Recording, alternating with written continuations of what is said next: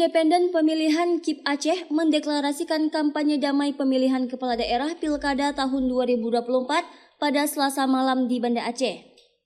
Dalam agenda tersebut dihadiri oleh pasangan calon gubernur, wakil gubernur Aceh 2024, nomor urut 1 Bustami Hamzah Fadil Rahmi, dan paslon nomor urut 2 Muzakir Manaf dan Fadlullah, serta perwakilan dari partai pendukung dan partai pengusung.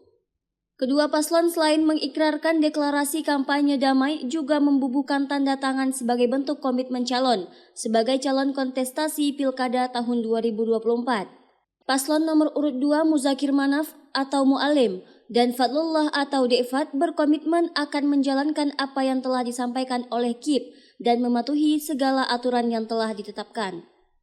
Apa yang disampaikan oleh ketua kita tadi, damai, aman, dan sukses.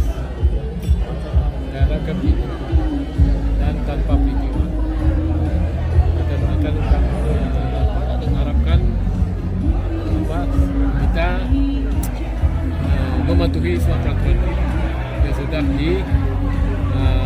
diberikan kepada semua peserta.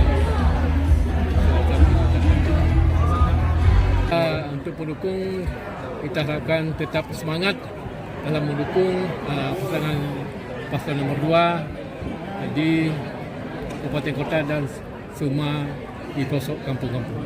InsyaAllah kita sudah ada mengatur semua tim-tim yang akan melakukan kemenangan pada hari nanti. Sedangkan paslon nomor urut 1 Bustami Hamzah atau Ombus dan Fadil Rahmi menyampaikan berkomitmen menjalankan politik santun. Kami pasangan nomor 1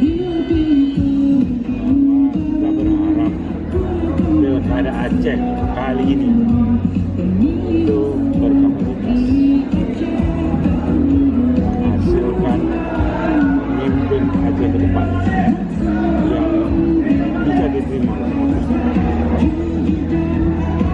lancar, damai, dan aman tanpa intimidasi. Berikan hak rakyat supaya rakyat itu memilih dengan kebebasan tanpa tekanan. Dari Banda Aceh, Lala Nurmala melaporkan untuk Puja TV.